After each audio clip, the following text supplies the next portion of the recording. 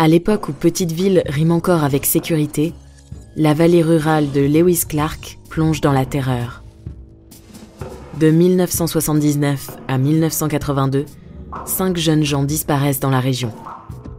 Puis des corps commencent à refaire surface et la police craint d'avoir affaire à un tueur en série. Les enfants ne vont plus à l'école tout seuls et ne jouent plus dans la rue après la tombée de la nuit. C'est l'innocence de toute une communauté qui a été dérobée. Aujourd'hui, l'enquêtrice Jackie Nichols se penche sur l'affaire et elle est déterminée à obtenir justice. 5 victimes, 3 enquêtes non résolues, une dernière chance de justice. Vous écoutez La Vallée meurtrière, épisode 2, première partie. Je viens ici depuis 10 ans pour enquêter sur la disparition non résolue de ma cousine en 1982. Gloria Boberts, cousine de Christina Nelson. Je trouvais de l'information et je commençais à faire des liens. Tout ce qui me manquait était le nom du suspect à ce stade. J'ignorais tout de ce que j'apprendrais finalement sur cet homme et le nombre de victimes potentielles qu'il avait peut-être faites. Quand on regarde les 5 disparitions survenues dans la vallée de 1979 à 1982, qui étaient les victimes et leurs connaissances, on trouve un dénominateur commun. Un homme qui les connaissait toutes et qui était dans leur vie de près ou de loin.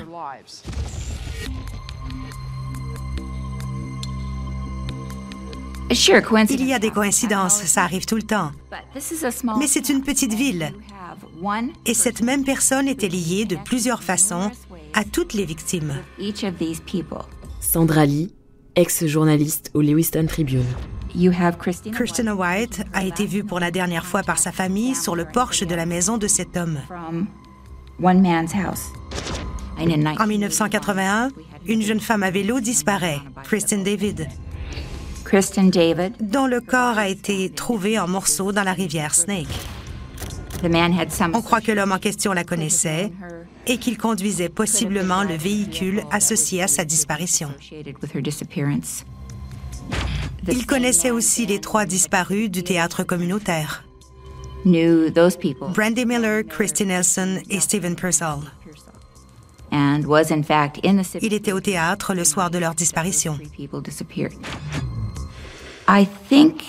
Ça fait beaucoup de coïncidences entre toutes ces affaires. Surtout Christina White et les 3 disparus du théâtre.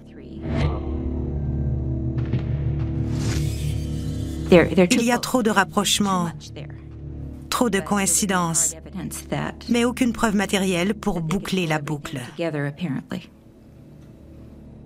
Et ce n'est pas faute d'avoir essayé.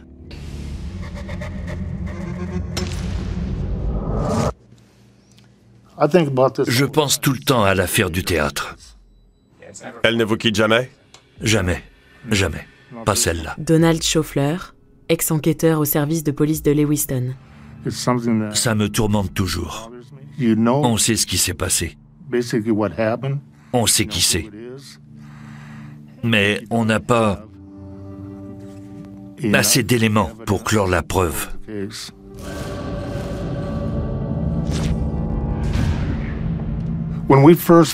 Quand on nous a signalé leur disparition, on a envoyé des avis à tous les corps de police. Des télégraphes, des télétypes, avec la description des filles, leurs photos, les vêtements qu'elles portaient. Même chose pour Steve. On a fait des recherches pour savoir si quelqu'un les avait vus ou leur avait parlé. Mais personne n'avait eu de nouvelles de ces 3 jeunes gens. Ils ont disparu. Le jour de sa disparition, la police m'a appelé pour me demander si je savais où était ma fille. J'ai dit non, quelque part à Lewiston. Harold Nelson, père de Christina Nelson. Que ces 2 filles disparaissent, c'est une chose. Mais un homme comme Stephen, qui faisait au moins 1,80 m, C'était plus rare. Comment 3 personnes disparaissent-elles le même soir? Je me suis fait tous les scénarios. A-t-elle eu un accident? Ont-ils appelé les hôpitaux pour savoir si elle avait été blessée? Tant de questions se bousculaient dans ma tête. Où était-elle passée?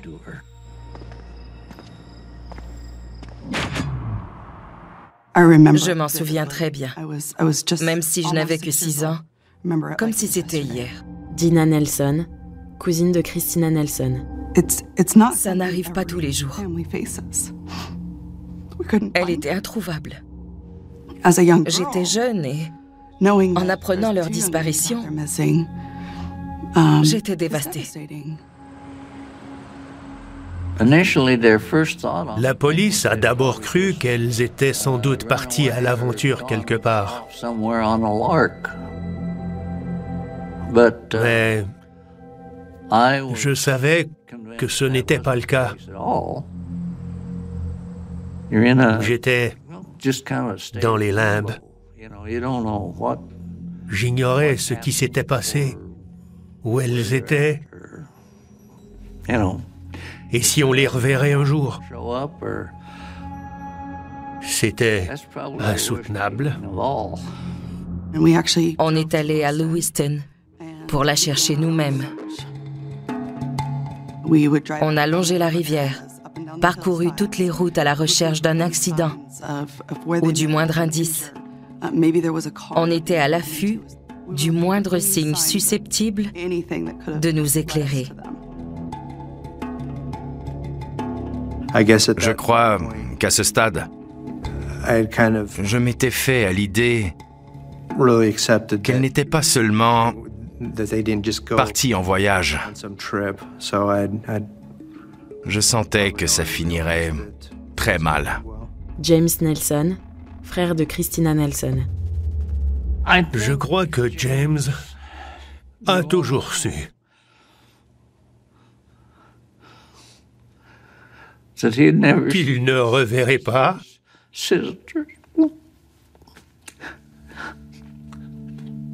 qu'il ne reverrait jamais sa sœur. Je lui disais d'avoir la foi, de garder espoir, qu'elle reviendrait. Mais dans son cœur, il savait que c'était perdu d'avance. Le 19 mars 1984, 2 corps sont découverts en zone rurale près de Kendrick, en Idaho. On est à une 50aine de kilomètres de Lewiston, en Idaho, où les filles ont disparu. Enquêtrice Jackie Nichols, du bureau du shérif du comté d'Assautine.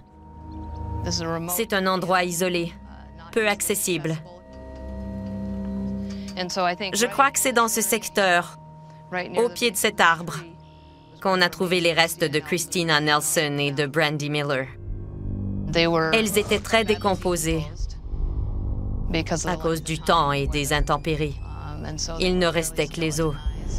Elles ont été abandonnées ici, avec leurs vêtements, dont on a retrouvé des morceaux. Il y avait des effets personnels, des bijoux et ce genre de choses. Il y avait aussi des bouts de corde. Ils étaient une mine d'or en soi, susceptible de contenir l'ADN du suspect.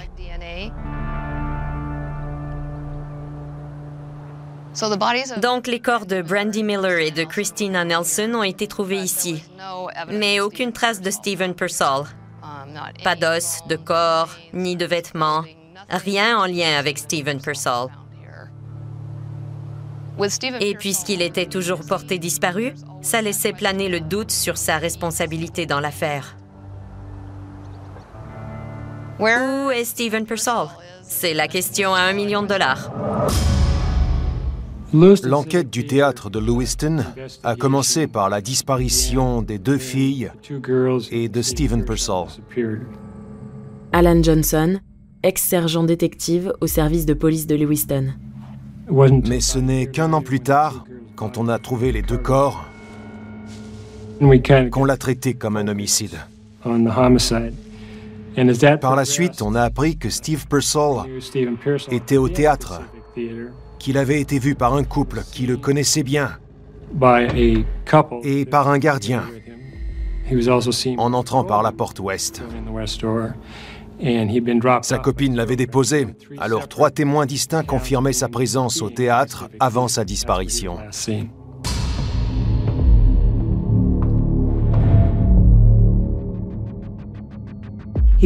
On l'a vu entrer au théâtre à minuit, mais pas en ressortir. On sait qu'il était là. Puis, il disparaît la même nuit que Kristen et Brandy. Donc, du point de vue de l'enquête policière, oui, c'est un suspect.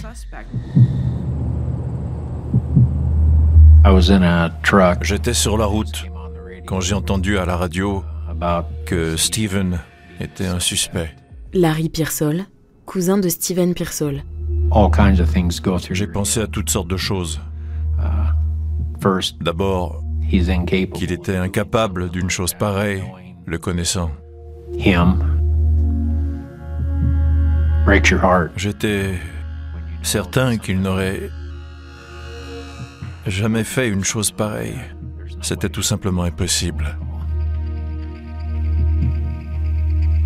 Quand j'ai su que Steven était un suspect, j'ai cru que c'était une blague.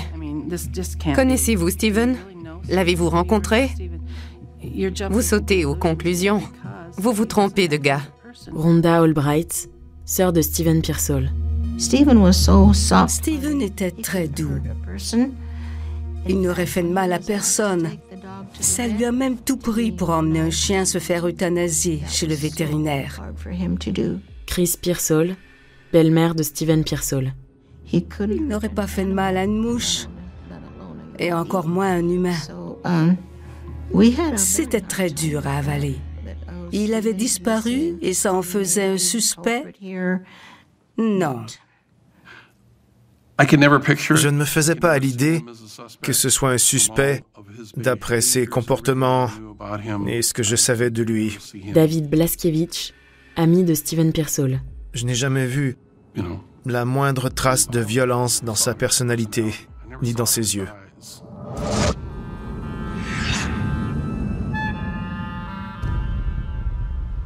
Un mois après sa disparition, les enquêteurs ont déterminé, à la lumière des entrevues et de leurs recherches sur M. Pearsall, qu'il n'avait pas le profil et qu'il était une autre victime. Cela aiderait à résoudre l'affaire si on trouvait le corps de Steven Pearsall. J'ai cherché partout où le corps de Pearsall aurait pu se trouver. J'ai regardé dans toutes sortes d'endroits où l'on aurait pu le cacher, comme dans les cimetières. Ça n'aurait pas été la première fois qu'on se débarrasse d'un corps ou de preuves dans une tombe. L'idée d'enterrer un corps là où la terre a déjà été remuée est en théorie une bonne idée. Dans la mesure où se débarrasser d'un corps est une bonne idée. Je peux difficilement faire l'éloge d'une personne qui aurait fait quelque chose d'aussi affreusement machiavélique. Donc je n'aime pas employer des termes flatteurs en ces circonstances. J'ai étudié plusieurs cimetières, dont celui de Giulietta. J'ai cherché à savoir s'il y avait eu des enterrements dans les environs du 12 septembre. Et j'ai découvert qu'un homme était décédé, je crois, le 3 septembre. Ce cimetière est pratiquement sur la route vers la côte de Kendrick. Oui. Où les corps de Christina Nelson et Brandy Miller ont été abandonnés, près de Kendrick. Oui. Et puisque le cimetière est sur la route, il y a un lien potentiel qui vaut la peine d'être examiné.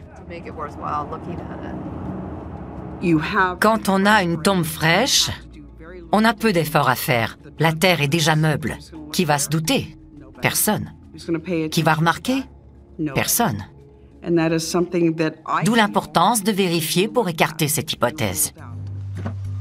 Ce serait déterminant de trouver le corps de Steven Pearsall.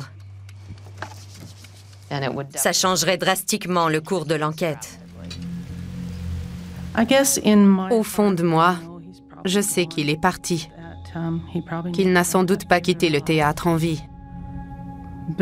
Mais on s'accroche à l'espoir. Je sais qu'il ne reviendra jamais. Mais je m'imagine parfois comment serait son retour, comme ce serait heureux et joyeux. On veut toujours des réponses.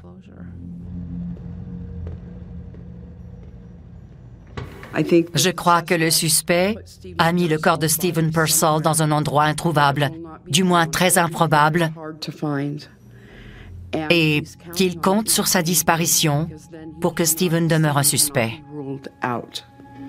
C'est ce qu'espère le suspect. Je crois que c'est un narcissique. De toute évidence, un sociopathe.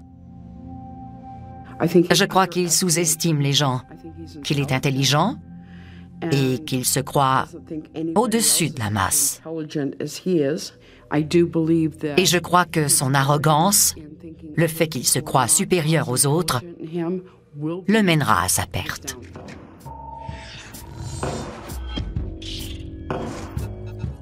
Vous venez d'écouter La Vallée meurtrière. Si vous avez aimé ce podcast, vous pouvez vous abonner sur votre plateforme de podcast préférée et suivre Initial Studio sur les réseaux sociaux. La Vallée meurtrière est un podcast coproduit par Initial Studio, Pixcom Productions et Saloon Media, adapté de la série documentaire audiovisuelle Cold Valley, coproduite par Pixcom Productions et Saloon Media, distribuée par Blue Ant et écrite et réalisée par Paul Kilbach. Production exécutive du podcast, Initial Studio. Production éditoriale, Sarah Koskiewicz et Marie Agassan. Montage, Camille Legras. Avec la voix d'Alix Martineau.